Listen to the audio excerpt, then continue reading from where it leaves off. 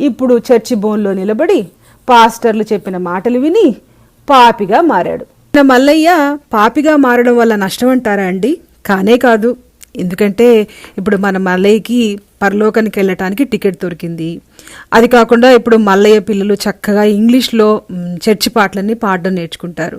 ఆలస్యం ఎందుకండి, మనము ఇప్పుడు మన మల్లయ్య ఆయన కుటుంబం ఎంత వినసొంపుగా పాటలు పాడుతున్నారో ఇంగ్లీష్లో, అది కూడా విన్నామా?